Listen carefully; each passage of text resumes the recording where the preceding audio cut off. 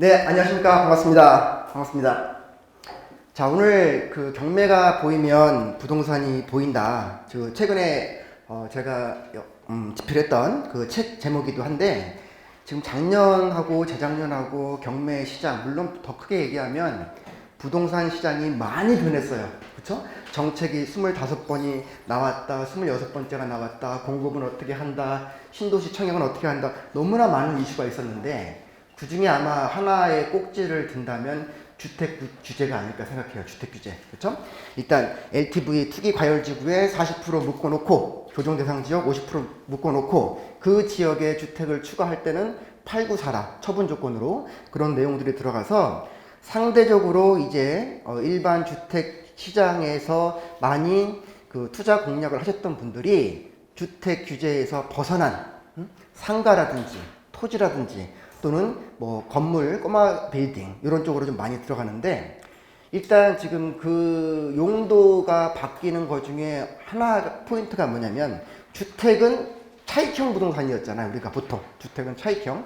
작년 올해만 하더라도 지금 웬만한 서울 소재 아파트들이 1년에 1억 이상씩 올라갔던 아파트들이 많아요. 제가 수업을 할 때마다 예를 들어서 한 2017년, 18년, 자, 지금 서울시 소재한 평균 단가가 평균 단가가 뭐 6억을 돌파했습니다.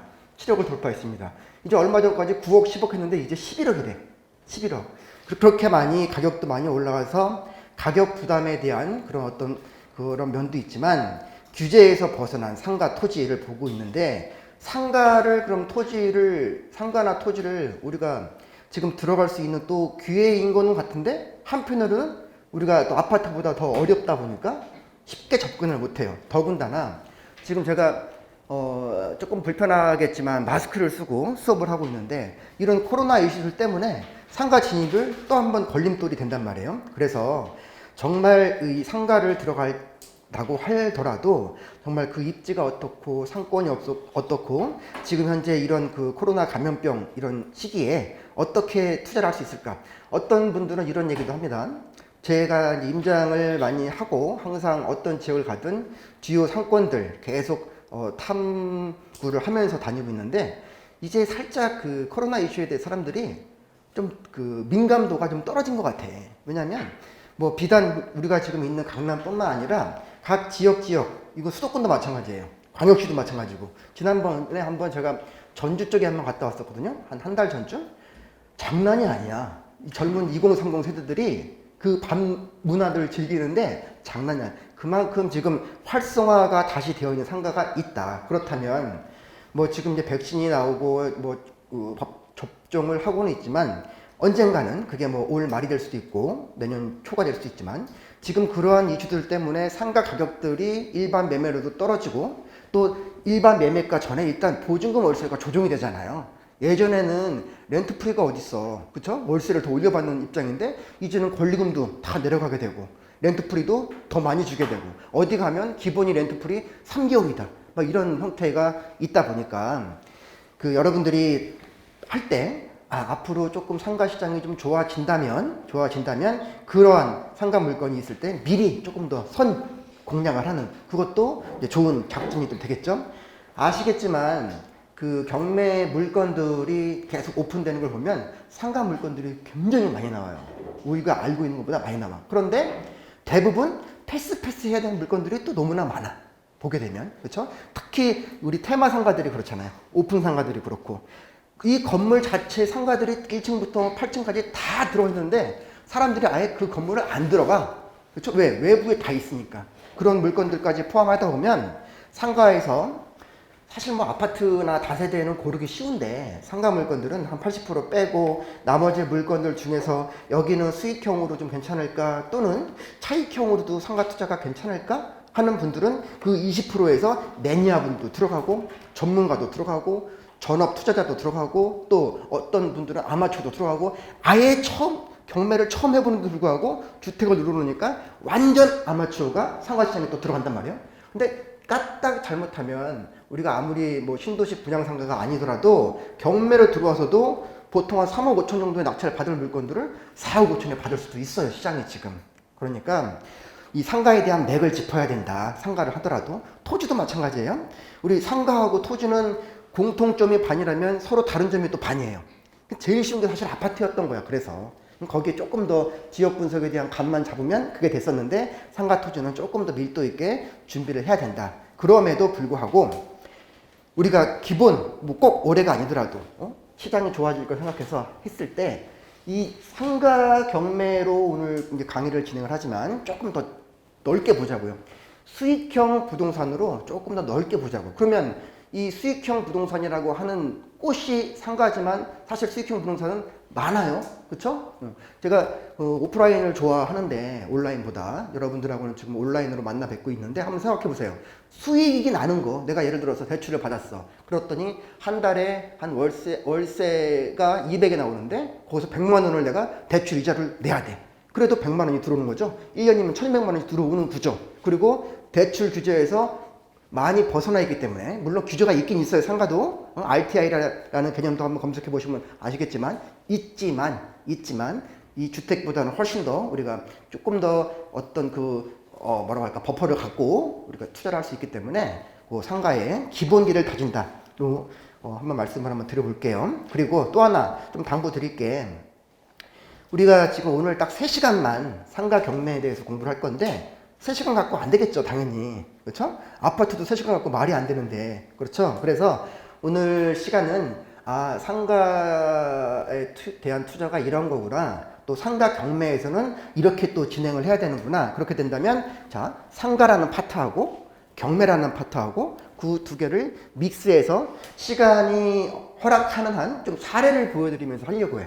사례를 보여드리면서 그러니까 무슨 말이냐 하면 경매만 배우려고 해도 3달이 걸리고 상가만 배우려도 3달이 걸려. 그렇지만 여러분들이 기본은 안다고 생각을 하고 제가 수업하는 거예요, 지금. 그러니까 적어도 상가나 또 경매에 대해서 기초 정도 수준은 안다고 하고 지금 강의를 듣는 거고, 만약에 상가에 대해서 조금 더 밀도 있게 공부를 하고 싶다 하시면 뭐 랜드프로에서 우리 상가 전문 교수님들 계시니까 그 분들 교수님 수업들을 좀 참고를 좀 많이 해주시고, 또 반대로 경매로도 여러분들 조금 더 굵직하게 큰 획을 한번 긋고 싶으시면 그 레벨별로 지금 뭐 초보반부터 기본반, 중급반까지 이 중급반 쪽 들어가게 되면 상가 파트가 들어가게 되고 물건별로 다 나눠놨어요. 시간대를. 그리고 특수 물건까지 나눠놨으니까 조금 더 어려운 부분들은 상가나 경매에 조금 더 이제 들어가는 수업들을 들으시고, 오늘은 이런 것이다. 요 정도까지만 말씀을 좀 드려볼게요. 자, 제 뭐 얼굴 처음 보신 분들도 계실 거고 좀 여러 번 뭐 보신 분들도 계실 것 같은데, 자, 랜드프로에서 지금 경매 기초반에서부터 중급반 또 실전 임장반 진행을 하고 있고요. 지역 분석 수업도 하고 있고 그리고 뭐 지자체라든지 학교라든지 이런 학원도 있지만 그런 곳들에서 강연 의뢰가 올 때마다 또 다양한 그런 그 연령대와 다양한 계층의 분들과 지금 소통을 좀 하고 있습니다. 그건 참고를 해주시고, 자, 크게 오늘 딱 3가지 정도만 한번 말씀을 드려보려고 해요. 자, 첫 번째, 실전 경매 7단계로 도전해보는 상가 경매 있고, 두 번째, 우리 상가하고 경매를 오늘 말씀드리는 건데, 우리가 보통 권리분석 얘기를 할 때 거의 다 아파트로 좀 기준을 뒀는데, 상가 권리분석하고 경매 권리분석하고 어떤 게 더 어려울까? 상가가 더 어렵겠죠. 왜냐면 새로운 개념이 나와. 그 새로운 개념 중에 하나가 그 온라인 분들 5글자. 뭐? 환산, 보증금. 요거에 따라 달라져. 일단 아주 그 대원칙만 말씀드릴게. 환산 보증금을 초과하게 되면 상인법 적용을 못 받아버려요. 그렇죠? 근데 우리 그 공부하신 분들 주택 임대차 보호법에서 대항력이라는 개념이 있고 우선 면제권, 최우선 면제권 이런 개념들이 있었을 때 보증금에 대해서 초과하든 미만이든 이런 얘기가 없었단 말이야. 그죠? 그리고 예를 들어서 1억에 50만 원 하는 주택 임대차가 있어요. 그런데 전혀 우리한테 50만 원은 중요한 게 아니었거든. 주택에선. 권리 분석을 할 때 하물며 이분이 선순위 임차인인데 내가 물어야 될 돈이 있다면 보증금만이야. 월세는 아니라고? 그러면 선생님, 상가는 그럼 월세도 우리가 문다는 말이에요? 그건 아닌데, 그건 아니지만 이 임차인이 상인법 적용을 받는 대상 여부를 따질 때는 보증금 플러스 월세 곱하기 50, 100, 150, 200, 300 몇이야? 100이에요. 100. 그쵸? 그래서 그 금액을 해당되는 그 지역과 해당되는 기간에서 초과하게 되면 아예 상인법 적용을 못 받는다. 제일 커. 제일 커. 그쵸? 그 부분에 대해서 조금 더 공부를 해보는 시간이 이제 두 번째, 상가 경매 권리 분석 및 상가 건물 임대차 보호법. 그 다음에 세 번째예요. 제가 그 일반 경매 시간에도 누누이 강조를 드리지만 경매 따로 부동산 따로 아니라고 했어요. 부동산을 알아야 경매를 하는 거지. 거꾸로 경매를 알고 부동산을 하는 게 아니잖아요. 응? 입지라는 거는 부동산 전체를 보고 하는 거고 가격 분석도 부동산 전체를 보고 하는 거지. 그 안에서 우리는 뭐 왜 하는데 조금 더 차익과 수익을 내기 위해서 조금 더 저렴하게 받으려다 보니까 경매를 하는 거지. 무슨 말이냐면 일단은 부동산을 알아야 된다. 그러기 위해선 숲과 나무를 동시에 보는 감각이 필요하고 그 안에서 우리가 실질적으로 한번 최근에 낙찰되는 건들 보고 과연 저기 저 상가에 입찰했던 10명은 어떤 안목을 갖고 투자를 한 것일까 라는 부분들을 시간이 좀 되는 대로 사례를 보고 같이 한번 말씀을 나눠볼까 해요. 자, 첫 번째 건 아까 제가 말씀드렸던 거 기억나시죠? 수익형 부동산이 꽃이 상가야. 그쵸? 그럼 상가는 기본적으로 수익 베이스로 가는 거죠. 그러면 상가가 차익은 없나? 있죠. 상가도 차익이 있어. 그쵸? 예를 들어서 3억에 처음에 분양을 했어. 그런데 그 자리가 입지적으로 좋고 유동인구도 괜찮았고 임대 수준도 괜찮은 어떤 곳이라고 봤을 때 전체적인 물량 대비 희소성이 있다면 4억에 분양했던 3억에 분양했던 이게 나중에 4억, 5억이 될 수도 있다. 그러니까 상가를 우리가 개념을 단순히 상가는 수익형 부동산이기 때문에 수익률만 보면 된다, 안 된다? 안 된다. 차익도 같이 봐야 된다. 자, 이제 경매로 조금 붙여볼게요, 이 얘기를. 자, 어떤 상가가 지금 감정 가격이 5억이래. 감정 가격이. 그런데 우리가 이제 임장을 가봤어. 그랬더니 감정가가 5억이긴 한데 지금 현재 매매 거래되는 동향들을 쭉 봤을 때 수익률이 평균 수익률이 여기는 한 4% 정도래요. 무대출로. 예를 들어서 대출 레버리지를 쓰지 않는 게 한 4% 정도래. 그러면 일단 계산 나오죠. 4%인데 지금 현재 매매가가 정해져 있다면 거꾸로 보증금 월세를 얼마를 맞춰야겠다가 답이 나온다고 계산에 의해서. 그렇죠. 그런데 그런 그 수익 베이스를 했는데 어떤 거 낙찰 되는 거 봤더니 선생님 이거는 얘네들 이거 왜 받았을까요? 이 가격으로 낙찰 받으면 수익률 2%밖에 안 나오는데 무대출이? 물론 무대출 2%가 은행 금리보다 높을 수는 있어요. 그런데 우리 조금 더 스케일 크게 가볼까요? 빌딩 볼게요. 빌딩이면 수익률 2% 3% 팔리잖아. 그분들 왜 사는 거예요? 그거 차익 보고 사는 거잖아요. 1년에 뭐 몇 억이 올라가고 몇 10억 단위로 올라가니까. 그런 개념을 적용을 해본다면 이 상가도 나중에 차익이 좀 생길 수 있겠다. 차익이 생길 수 있으니 나는 수익률을 좀 적게 가더라도 일단 낙찰받고 보자가 된다고. 그런데 만약에 이 수익형 상가라고만 알고 있고 그 수익률만 기준으로 해서 3% 4% 써. 근데 누구는 차익 보고 들어왔죠. 떨어진다고. 경매. 그렇죠? 그러니까 수익형 부동산의 꽃을 상가라고 둔다 할지라도 그 입지에 따라서 차익과 수익을 같이 보자. 그러면 선생님 차익은 어차피 미래가치인데 미래가치에 대해서 어떻게 그걸 알 수가 있어? 그것도 마찬가지잖아.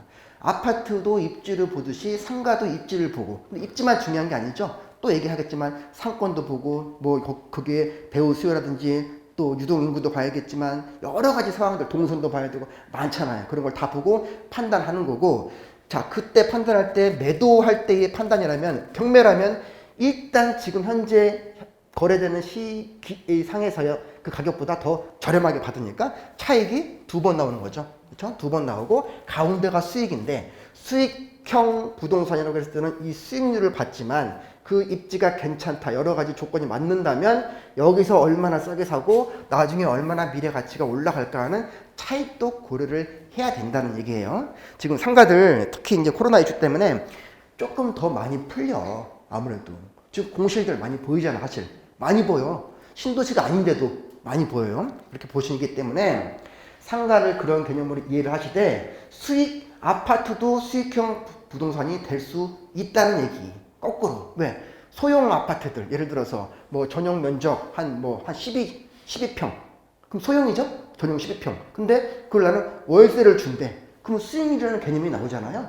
거꾸로 차익형 부동산도 수익형으로 계산할 수도 있고, 또 이런 그 차익형 부동산 외에도 지금 상가에서 조금 더 나간 상가주택들, 우리 로망 중에 하나잖아. 상가주택. 다가구 하나 짓는 거. 그렇죠? 그래서 1층, 2층, 3층에다가 미용실 넣고, 부동산 넣고, 카페 넣고, 그 위로는 원룸, 투룸, 쓰리룸 해가지고 위에 주인 세대 살고 전체 다 보증금하고 월세 세팅해서 수익형으로 쓰는 거잖아요. 그리고 기본적으로 깔고 있는 땅이 뭐 적어도 한 50평 정도 된다면 그 땅값이 올라가니까 차익도 갖고 가고 수익도 갖고 가고 이런 거 다가구라고 했을 때 뭐 500만 원, 1000만 원 나올 수 있으니까 월세가. 그렇죠? 그렇게 동시에 둘 다 보자.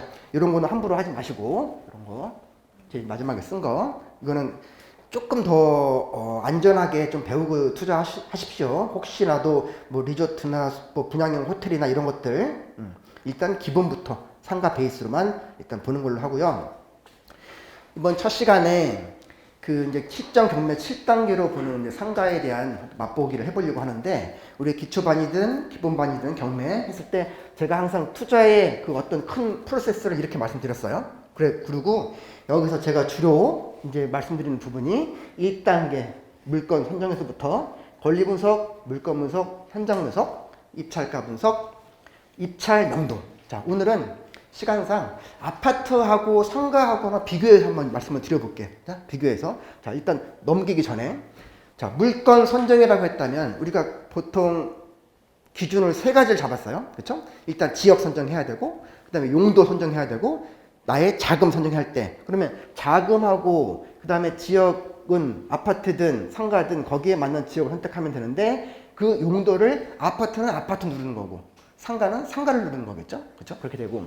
권리 분석, 좀 전에 얘기 드렸다시피 일반적인 주택, 즉 아파트, 주거용 오피스텔, 다세대, 또 도시용 상하주택 이런 것들은 주택 임대차였는데 여기는 상가 임대차니까 상인법 적용 여부에서부터 환산보증금 등등 이런 상가 임대차에 대한 권리 분석을 해야 된다는 내용이 아파트랑 다르죠. 세 번째, 물건 분석.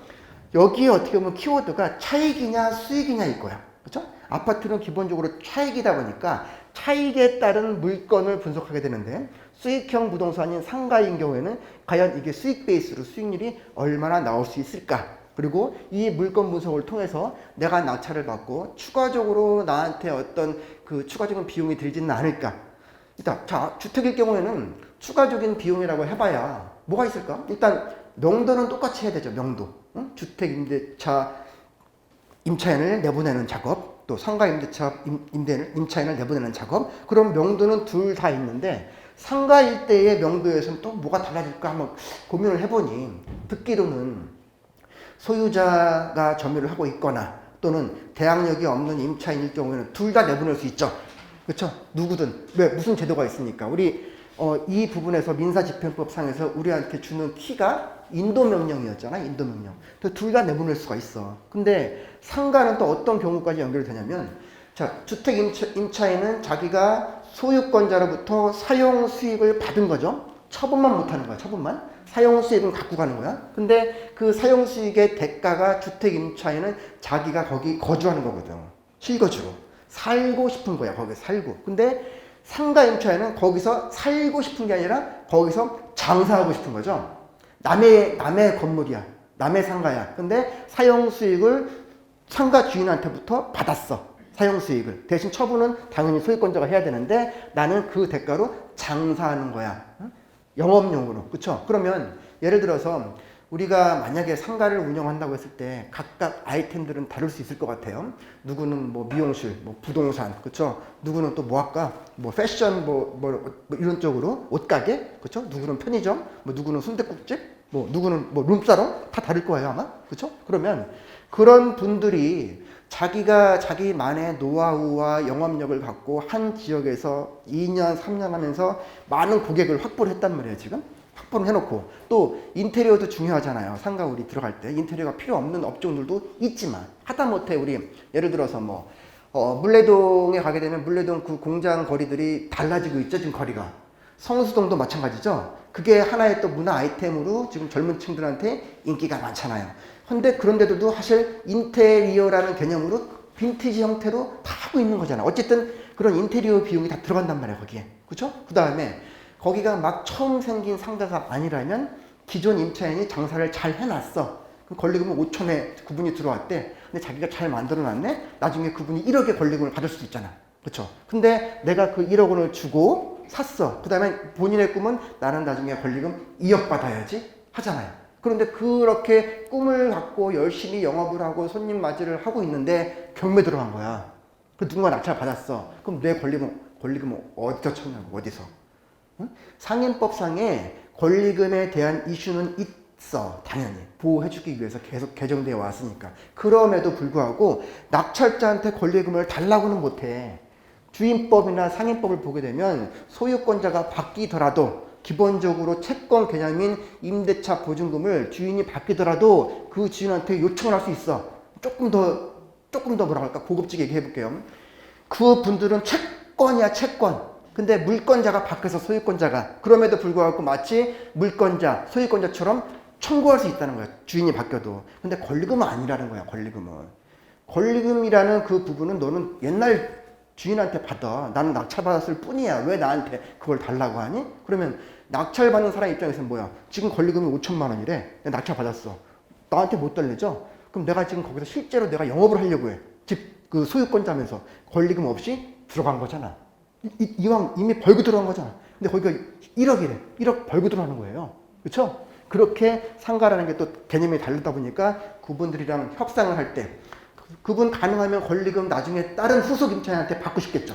그렇죠? 그러다 보면 우리랑 재계약을 해야겠네. 웬만하면 조금 더 가격을 올리더라도 그래야 권리금 갖고 가고 인테리어 거꾸로 원상복구까지 해야 되는데 그런 거 안 하고 그대로 영업 유지할 수 있으니까 우리랑 딜이 되겠죠. 우리가 갑이 된다는 얘기야.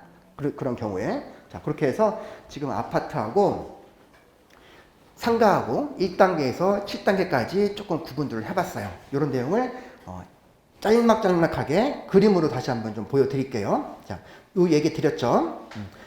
비슷해, 요거는. 하지만 여기서 달라지는 거죠. 수익형의 상가로 우리가 딱 고른다는 점. 자, 달랐고, 우리 뭐 대법원 경매 사이트든 구독전이든 뭐 지지옥전이든 간에 세 가지 기준, 지역, 용도, 자금인데 우리는 이제 용도 보면 된다는 거예요. 용도. 그렇죠? 보고. 그리고 이제 2단계 권리 분석 넘어가는데 그래도 우리 좀 살아있는 그런 어떤 그 수업을 한번 해볼게요. 자, 우리가 상가가 과연 얼마나 나올까? 일단 진행 물건으로 해서 우리 서울로 상가 중에 가장 기본이 되는 게 우리가 이제 근린 상가인데, 자, 구분 상가들 흔히 한 호실씩 구분되어 있는 거. 서울이라는 지역, 그 다음에 상가라는 용도. 그러면 자금도 어느 정도 다르겠죠. 사이즈나 입지에 따라서. 그런데 제가 한번 10억까지만 눌러볼게요. 그럼 세 가지 기준을 맞췄죠. 서울에 있는 상가들 봤더니 138건 떴어요.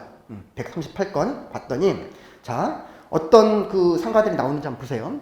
테크노마트, 그죠? 그 다음에 우리 성동구 마장동에 있는 물건 1층 108호, 여기 전용 면적 14인데 전체가 14가 아니라 지분 매각이라는 거. 더 설명 좀 드려야 되나? 지분이 딱 14제곱미터인 거예요. 이 지분이기 때문에 전체 지분권자들이 모으게 되면 요거보다 훨씬 더 올라가겠죠. 그런 물건인 거고, 또 마장동에 있는 아파트 1층 상가도 나왔고, 문정동 1층 테크노 신구로 자이 나인스 에비뉴 나왔고, 이렇게 지금 무려 130건 넘게 나왔어. 서울에서만. 그렇죠? 그러면 예전에는 상가에 별로 관심이 없던 분들도 이제는 그래? 상가 좀 해볼까? 하고 지금부터 아마추어도 들어가죠. 아마추어도 들어가고, 예전부터 계속 상가를만 눈 동그랗게 뜨고 보시는 분들도 같이 쟁탈전이 일어난다고.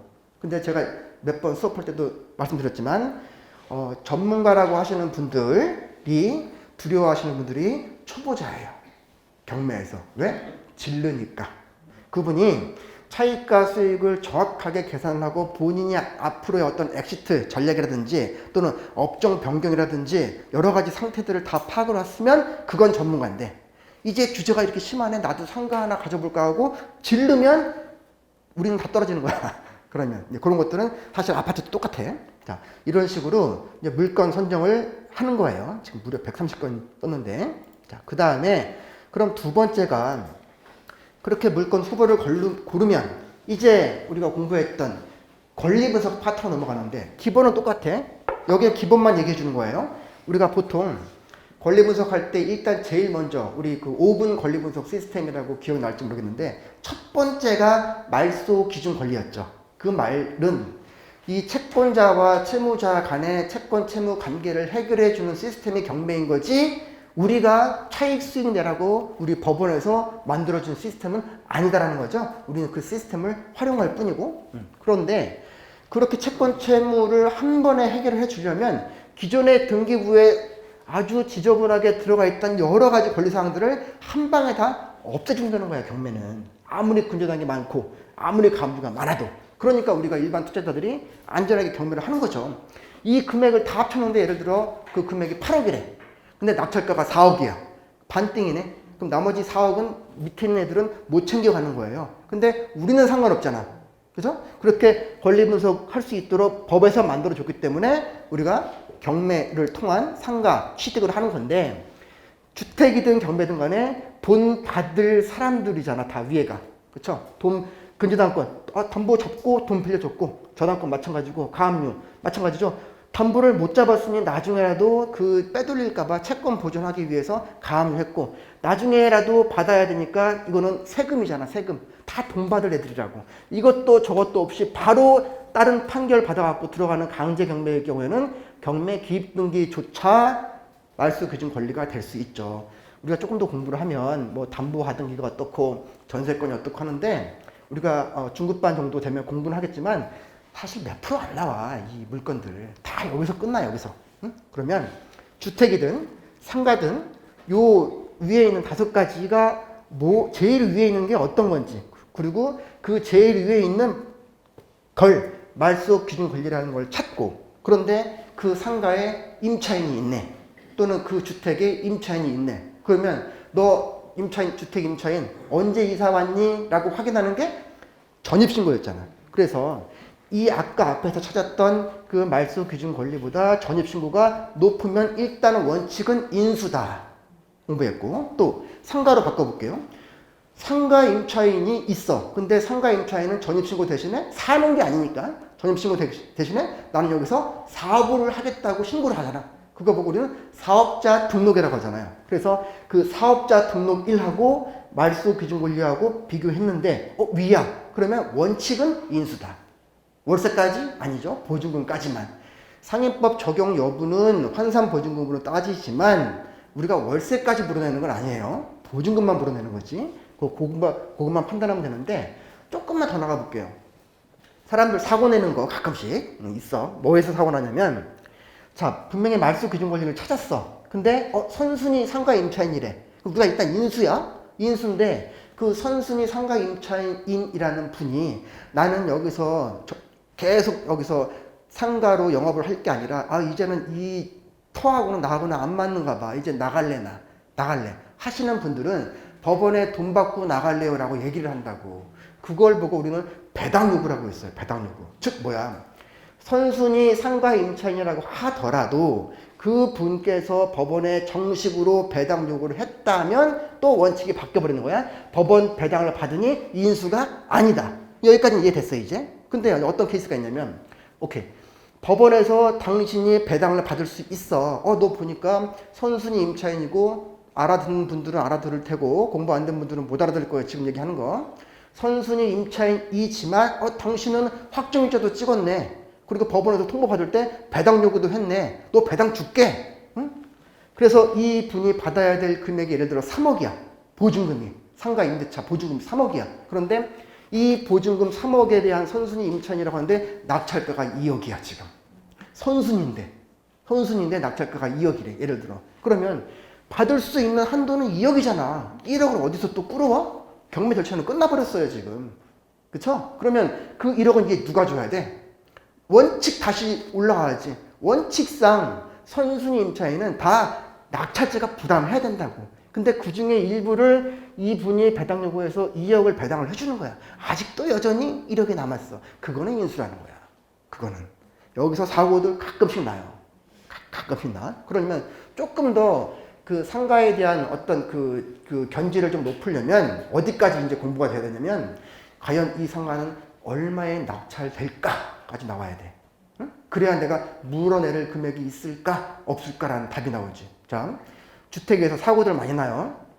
깡통 전세라고 하는 거, 특히 수도권, 특히 인천 쪽, 인천구, 부평구 뭐 이런 쪽들 사고들 많이 나. 문의 많이 받았어. 자, 주택이 빌라가 예를 들어서 지금 1억 빌라, 조금 안 좋은 빌라라고 할게. 1억 5천. 1억 5천 정도가 지금 시세야. 주택, 빌라가, 다세대가 1억 5천 정도가 시세인데 여기 너무나 물량이 많아. 한 20년 된 빌라들이 엄청나게 많아. 그래서 지금 시세가 1억 5천 정도로 형성이 되어 있는데 이 집을 옛날 집주인은 2억 주고 산 거야. 2억 주고. 근데 지금 시세가 1억 5천으로 빠졌어. 그쵸? 그 다음에 아파트 투자자들이야 2억 정도가 된다면 지역별로 다 다르겠지만 전세가율이라고 했을 때 시세가 2억이면 어떤 데는 1억 9천이 전세죠. 우리 지방 가면 그런 거 많죠. 어떤 데는 1억이 전세야. 어떤 데는 1억 9천이 전세고. 근데 아까 그 옛날에 2억 주고 산 그 다세대가 그 당시 전세가가 1억 8천이었다고 해봐요. 근데 시간이 흘러서 지금 시세가 2억에서 1억 5천으로 떨어졌다고. 보증금은 여전히 얼마야? 1억 8천이야. 근데 시세는 1억 5천이야. 거꾸로 됐죠, 지금. 그쵸? 근데 이 물건이 경매로 튀어나왔어. 근데 얘는 선순위래. 무조건 1억 8천을 받아야 돼. 시세가 1억 5천이야. 이거 누가 받아? 아무도 안 받지. 미쳤어? 작전을 쓰면 할 수도 있지. 작전을 쓰면. 일반 매매나 경매나. 그쵸? 근데 그런 게 아니라면 이거는 거래가 될 수가 없어. 경매에서. 누구도 낙찰을 안 받아. 왜 받아, 이거를? 그쵸? 그런 거 들어오면 안 되지. 그쵸?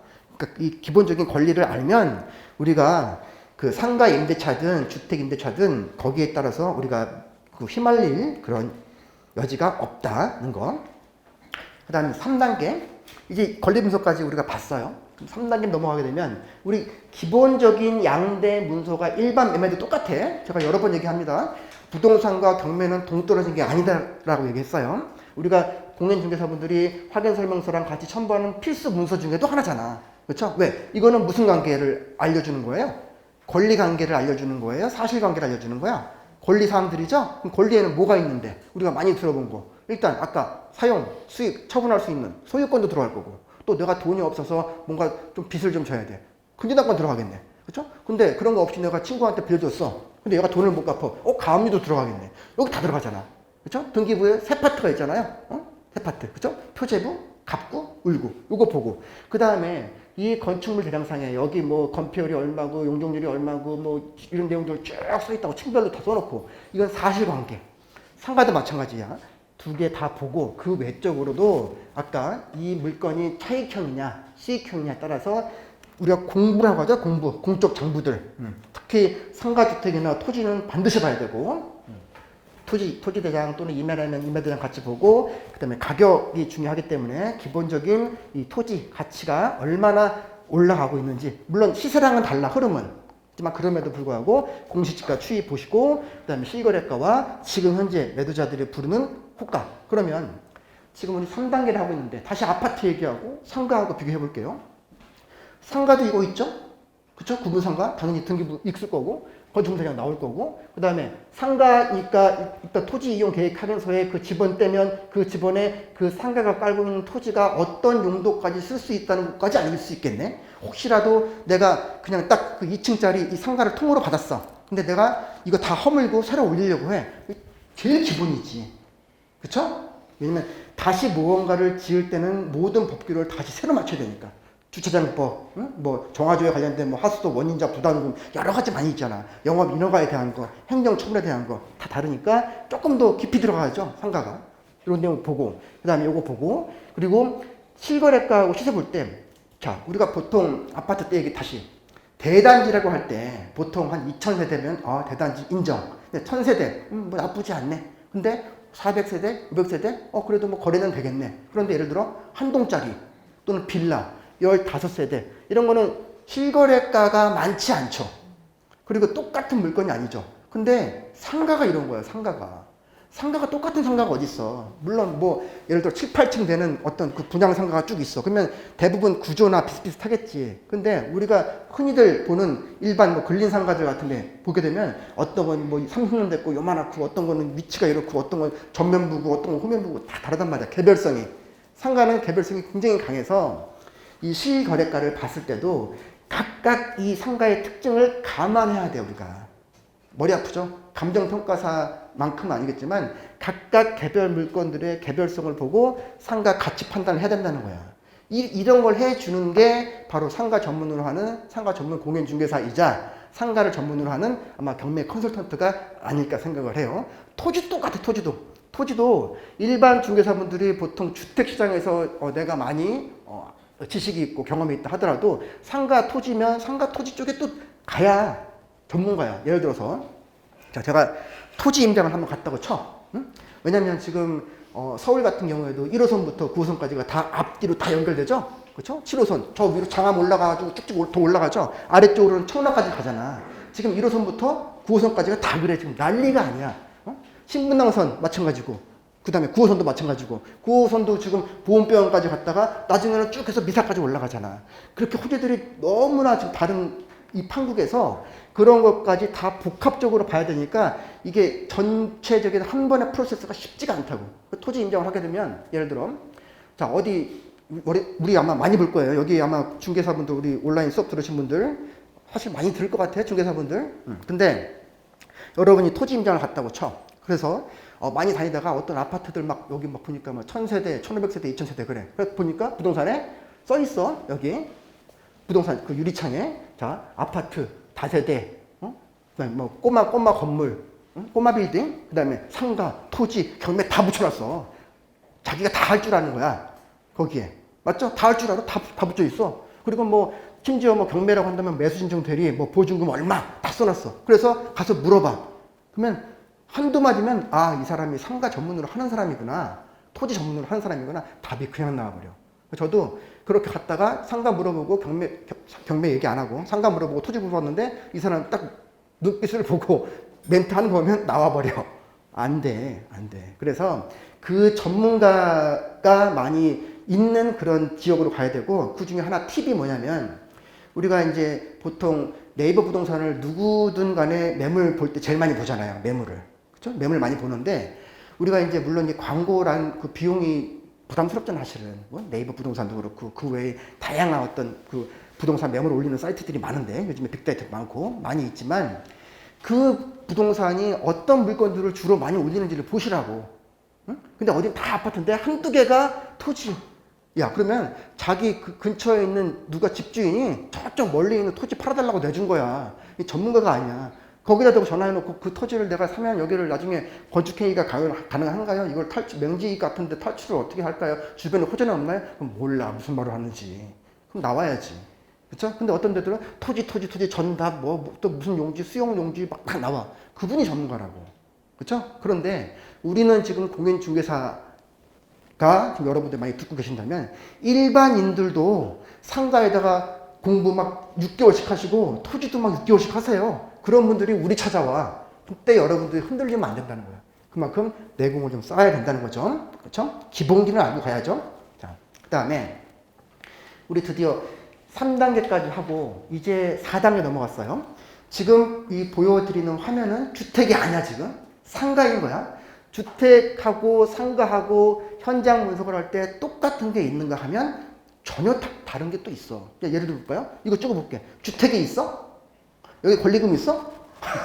여기는 물론 그런 게 아니지만 어떤 집에다가는 권리금이라는 개념이 없어. 우리는 상가는 이게 있잖아. 그렇죠? 얘는 상가만 들어온 거네. 근데 체납관리비는 상가, 주택 공통이네. 일반적으로 아파트에서 체납관리비가 좀 쌓인다 해도 뭐 500 넘게 쌓이는 경우는 흔히 없어. 아니 아무리 아파트가 대형 아파트라고 하더라도 응? 뭐 관리비 예를 들어 50만 원 한대. 응? 월. 그럼 50만 원이면 1년이면 600만 원이죠. 600이 3년을 미뤘대 만약에. 그러면 1800만 원이네. 그 정도가 쌓여야 체납관리비가 2000 되는 거야. 그 정도 쌓여야. 근데 그 정도로 관리비가 쌓였다면 분명히 이슈는 되지. 이 분은 분명히 3년 동안 거기서 정말 완전히 잘 안 돼서 거기서 뭐 겨우겨우 그냥 거기서 눌러 있을 수도 있어. 그리고 관리사무소에서 가만히 안 있지. 그 이슈가 생기죠. 이슈가 생기지만 그 관리사무소에서 그럼에도 불구하고 그거를 처리를 잘 하시는 분들이 계시기도 하지만 어떤 분들은 거기에 대해서 강압적으로 막 뭘 못하는 분들도 계셔. 응? 자기 입짐이니까. 거기에 따라서 나중에 우리가 체납관리비 인수 여부가 들어가는데, 그런데 상가는 기본적으로 이게 커요. 주택과 달리. 응? 상가는. 그래서 이 상가 쪽에서는 이 체납관리비가 얼마인지 우리가 반드시 확인을 해야 돼. 왜? 여기도 기본 원칙은 왜? 우리가 물어야 되잖아. 우리가 기본 원칙 얘기하는 거예요. 그렇죠? 여기도 전유 부분은 안 물어. 그죠? 전유 부분은 안 물지만 그 쓰이고 있는 공용 부분이 얼마인지는 체크해야 돼. 어디서? 상가 관리단이라든지 거기에 이제 해당되는 그 관리사무소가 있으니까, 상가도. 그렇죠? 거기서 확인을 하는 게 맞다. 그럼 지금 요거는 상가만이고 요거는 공통인데 성격이 약간 달랐고 더 컸다. 그런데 여기 위에 있는 것들은 주택에서는 안 나왔던 얘기들이잖아, 지금. 그렇죠? 상가니까 나온 거잖아. 상권 보고, 입지 보고, 접근성, 가시성, 배우 수요들, 그 중에 또 더 알짜인 수요들, 그리고 어떤 그 고객들이 움직이는 거, 지하철역을 따라간다든지, 학교를 따라간다든지, 버스 정류장을 따라간다든지, 또는 정말 큰 광역 상권인데 여기서 주로 몰리는 그 지역이 어딘지, 입지가 어딘지 동선 파악해야 되죠. 응? 이런 것도 봐야 되고, 그 다음에 주택에서는 얘기 안 했잖아, 이런 얘기들. 밤만 보니까 여기 1층이 지금 뭐라고 할까? 뭐 좋아할까? 쭈꾸미집이래, 1층이. 응? 1층 쭈꾸미집의 업종인데, 보니까 여기는 대단지 아파트들로 둘러싸여 있고, 우리 대치동 같은 데 가면, 또 평촌도 마찬가지지만, 학군 유명하죠. 거기는 1층 그 비싼 데임에도 불구하고 학원들 깔아놨죠, 가면. 근데, 아까 그 쭈꾸미집 말고, 만약에 내가 이 쭈꾸미집 대신에 학원을, 미용실을 생각해 볼 수 있지. 만약에 그런 수요가 더 많다면. 그렇죠? 그러면 업종 변경해야겠네. 그렇죠? 상가가 나왔을 때 지금 현재 업종은 그런데 내가 이걸 바꾸면 임대차 계약을 할 때 더 많은 보증금과 월세를 받을 수도 있겠다 하면 바꿔야지. 그런데 막 바꿔주는 건 아니죠. 그렇죠? 그러니까 연결되는 거지, 또 여기로. 건축물의 용도 변경. 우리 건축을 할 때도 건축 신고를 하거나 허가를 받거나 이런 사항들이 있지만, 건축물의 용도 변경, 업종 변경할 때는 거기에 맞게끔 또 상가 관련된 법들이 또 있잖아. 응? 주차장도 있고, 아까 얘기했던 하수도 관련된 것도 있고, 면적에 따라서 너는 1종이니 2종이니 뭐 판매 시설이니 다 달라지니까 그런 것까지 확인이 가야 된단 말이야. 그러니까 상가 전문으로 하시는 공인중개사분들이 더 어려운 거야. 아파트는 몇 동 몇 호 인테리어 했고, 뭐 지금 계약갱신을 한대요 안 한대요 이것만 보면 되는데, 상가는 달라지는 거야. 뭐 하실 건데요? 라고 들어봐야지. 그죠? 그래서 그 건물이 지금 그렇게 용도 변경이 가능한지도 사실 우리가 알아줘야지. 그렇죠? 그래야 우리랑 거래를 하니까. 그렇게 조금 더 어렵겠죠. 근데 우리가 투자를 할 때도 이런 내용들까지 같이 보자. 업종을 변경을 해서 새로운 꿈을 꾸는 사람은 낙찰가가 높을까요? 낮을까요? 높아. 자기가 꾼 그림이 있으니까 더 높다고. 그렇죠? 근데 지금 그런 생각을 못 하시는 분들은 현재 임대차 계약에 나와 있는 요 업종에서 보증금 월세니까 지금 매가가 요만큼인데 내가 여기서 한 15% 싸게 낙찰받으면 수익률이 몇 프로구나 라고 하시는 분은 떨어지지. 다른 꿈을 꾸는 사람이 있으니까 더. 비장한 꿈을 꾸는 사람이 있으니까. 그런 내용까지 보시고, 당연히 주변에 경쟁점이 얼마나 있는지 보시고, 그 다음에 요거 아까 좀 전에 얘기했죠. 이 조금 들어가면 이제 상가를 내가 영업을 하기 위해서 들어갈 때 누군가는 새롭게 신규로 들어가려고 하는 분들이 계신가 하면, 누군가는 승계 취득이라고 하잖아요. 기존에 있는 거 그대로 갖고 가는 거. 그 경우에는 별로 까탈스럽지가 않은데 새롭게 해버리려고 해. 그러면 새롭게 받아야 되니까 뭐 하나라도 법상 제재가 들어오는 지역이라면, 그 건물이라면 못하는 거야, 그거. 근데 그렇게 해놓고 상가 임대차 계약 해놨는데 그쪽으로 변경이 안 된대. 그러면 중개사 잘못한 거네. 그죠? 거기까지 해줘야지. 응? 그래서 상가 임대차를 하는 거가 더 어려울 거야, 아마 중개가. 더 어려울 부분일 거예요.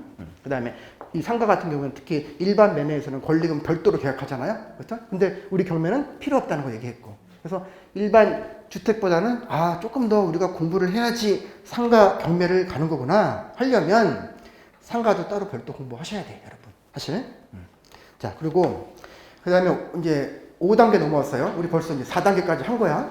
그 다음에 드디어 내가 이 상가 딱 마음에 드는데 이 상가 이제 입찰을 한번 해보고 싶어. 그런데 일단 그럼에도 불구하고 상가는 수익형이 기본이잖아요. 그러면 수익률은 낼 줄은 알아야겠네. 그렇죠? 그럼 내려면 기본적으로 우리가 현장에 가서 알아내야만 하는 게 바로 이 보증금과 월세라고요. 그렇죠?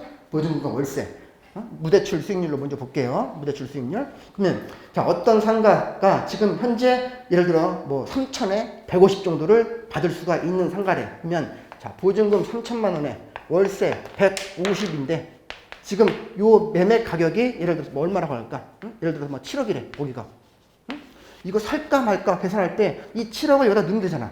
그렇죠? 7억을 여기다 넣고 그다음에 월세 150만 원 넣고 12번 나오고 그다음에 보증금 3천만 원 들어오니까 자기 자본은 보증금 들어오는 대신에 자기 자본은 줄어들잖아요. 이렇게 했을 때 내가 생각하는 수익률이 나오면 좋은 가격인 거고 내가 생각하는 수익률하고 택도 없으면 안 들어가는 거죠. 자, 근데 아까 초반에 말씀드린 거 다시 한번 생각해 보세요.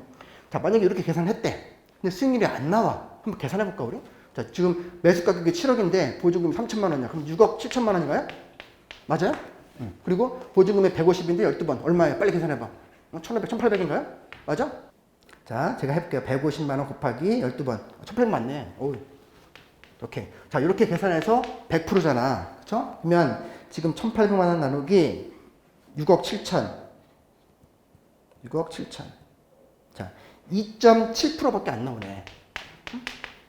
2.7%. 자, 우리 온라인 들어오시는 분들 다 같이 계산해봤죠?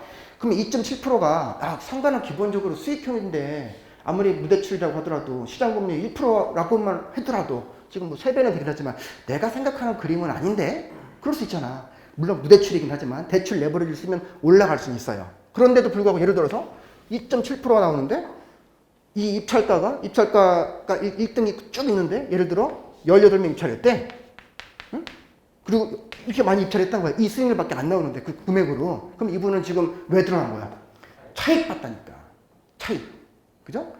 입지가 좋아. 예를 들어서 뭐 지금 이제 제2의 강남은 이제 그때 가면 이제 강남이라는 얘기도 안 할 것 같은데 잘 잠시는 삼성으로 많이 이동을 하고 있으니까 그쪽 상가가 더 비싸진다면 그 땅값 보고 들어갈 수 있다는 얘기야. 시세 차익을 보고. 그렇죠? 그러니까 꼭 상가라고 해서 이 수익률만 갖고 접근을 하면 안 된다. 하지만 그럼에도 불구하고 상가는 수익형이 기본이니까 수익에 대한 개념은 잡자라는 얘기예요.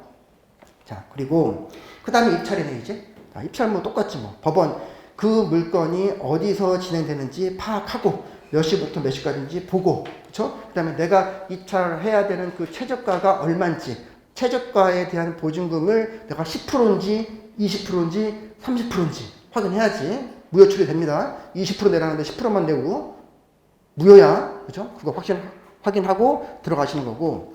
그리고 제일 이제 파이널 마지막 단계가 명도인데 얘기했다시피 일반적으로 소유권자 또는 우리 대항력이 없는 임차인일 경우에는 잔금 내면서 뭐 하라고 그랬어요? 인도명령 신청하라고 그랬어요. 인도명령. 상가든 똑같아. 주택이든. 그렇죠? 그래서 인도명령을 신청을 하면 법원이 결정 내리고 임차인한테 통보하잖아. 그렇죠? 요지는 그렇잖아. 주인이 바뀌었습니다. 너가 더 이상 여기 전매할 수 없습니다. 방을 빼야 됩니다. 잘 딜하시고 안 되면 상가인지 더 이상 못합니다. 쳐들어갑니다. 이게 여기 써진다니까 인도명령에. 그렇죠? 그래서 그 인도명령을 보내놓고 상가 임차인하고 딜하는 거지. 당신 지금 나가면 권리금도 못 받잖아. 당신 지금 여기 시세가 많이 올랐잖아. 이제 3,000에 150 말고 5,000에 200 할게. 안 할래? 그럼 나가. 미안합니다. 이렇게 갈 수밖에 없는 거지. 대항할 수 없는 임차인이라면. 그죠? 그렇게 딜해가지고 웬만하면 그 인도명령 결정문 갖고 집행까지 안 가도록 다 그렇게 하잖아. 경우가 주택이든 상가든 간에 강제 집행까지 가는 경우가 별로 없어. 별로 없어. 그러니까 그 체계만 알면 7단계에 의해서 주택하고 그다음에 상가하고 어떻게 다르고 어떤 점들을 더 우리가 좀 더 구체적으로 평가를 해야 되는구나. 이런 부분이 전체적인 우리 오늘 수업하는 상가 경매의 기본기다. 나중에는 살을 붙이는 과정인 거고. 자, 이렇게 여러분들이 진행을 하시면 돼요. 자, 그러면 지금 총 7단계에 맞춰서 상가 경매라는 부분들을 조금 말씀을 드렸고, 이제 다음 시간 2교시부터는 그 좀 전에 조금 더 까다롭다고 했던 그 상가 경매에 대한 권리 분석 내용, 그리고 계속해서 상가 임차인들을 보호해주기 위해서 상가 건물 임대차 보급이 어떻게 개정되어 왔는지 그런 부분들까지 같이 한번 이야기 나눠볼 수 있는 시간 가질게요. 잠깐 쉬었다 하겠습니다.